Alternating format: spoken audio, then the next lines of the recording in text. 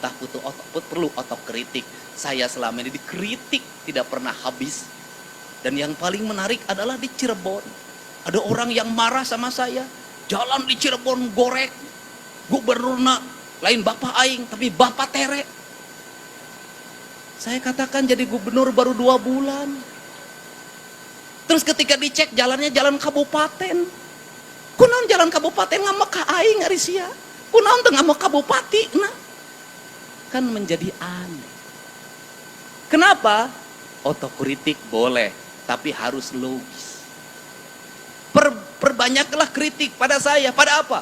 Gubernur banyak menghamur-hamurkan uang. Gubernur banyak jalan-jalan ke luar negeri. Gubernur lebih banyak menghabiskan kegiatan di Jakarta, di mana-mana. Gubernur tidak ngurus yang sakit. Gubernur tidak ngurus sungai yang kotor. Gubernur tidak ngurus tawuran. Gubernur tidak ngurus anak mabok. Gubernur tidak ngurus anak yang setiap hari minum minuman keras. Gubernur tidak ngurus anak yang tidurnya rata-rata jam 4 karena setiap malam nonton game online Mobile Legend. Kritik pada saya, gubernur eueuh gawe, duitnya dihamur-hamurkan, anggarannya habis untuk bajunya sendiri, perjalanan dinasnya sendiri, nginep di hotel, dari hotel ke hotel. Kritik saya. Bukan dibalik, ketika gubernurnya jalan-jalan ke luar negeri terus, duitnya dihabisin tidak jelas, itu pernah dikritik. Aing nu digawe dikritik. Kenapa saya keras menghadapi? Karena tidak objektif, Pak. Anggaran saya sudah diturunkan. Apapun saya iritkan. Mobil saya cukup 3. Bensin kadang bayar sendiri. Kenapa? Saya ingin berbuat yang terbaik pada rakyat Jawa Barat. Bukan sekedar politik. Ini cita-cita saya sejak lahir. Sebagai sewesi-wisi bagi seket-selet pajajaran. Aing hayang ningali Sunda nanjer di lemburna sorangan. Beda.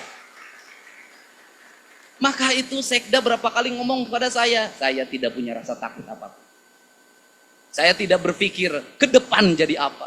Saya tidak berpikir apakah saya populer atau tidak. Saya tidak berpikir apakah saya punya elektoral atau tidak. Tidak penting bagi saya.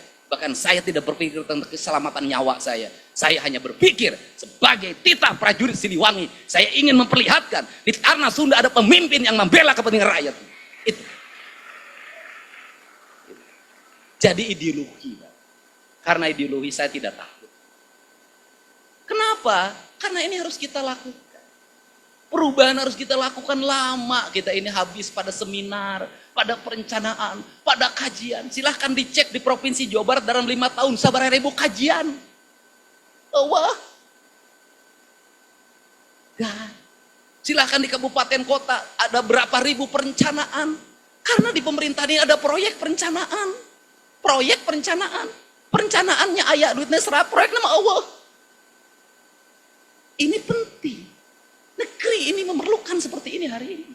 Nah, untuk itu, apa yang kita mimpikan? Ya, yang kita mimpikan di ajaran Siliwangi itu go green itu.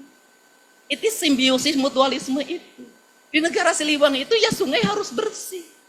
Kalau sungai harus bersih, judulnya juga cai. Kalau sungai harus bersih, sebenarnya teologinya itu harus melahirkan tata bangunan. Tata bangunannya harusnya lahirkan IMB.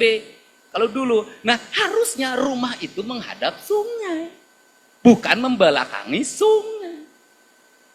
Nah hari ini ya saya bongkar. Kenapa? Karena sungai tidak terlihat, sawah tidak terlihat. Seluruh Jawa Barat jalan rayanya dipenuhi oleh warung.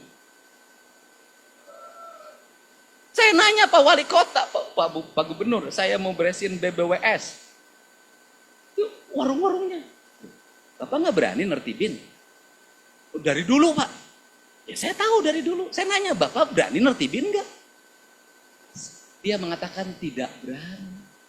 Ayo Wali Kota wete wani komo lurah. Ini fakta. Nah, kalau seperti itu, apakah saya akan membiarkan? Tidak. Saya akan datengin, Pak. Saya akan diajak bicara. Kita kembali pada hak dan kewajiban. Itu milik negara. Kembalikan hak negara pada negaranya. Kenapa? Negara untuk kepentingan rakyat, bukan untuk kepentingan perorangan. Di Indonesia itu...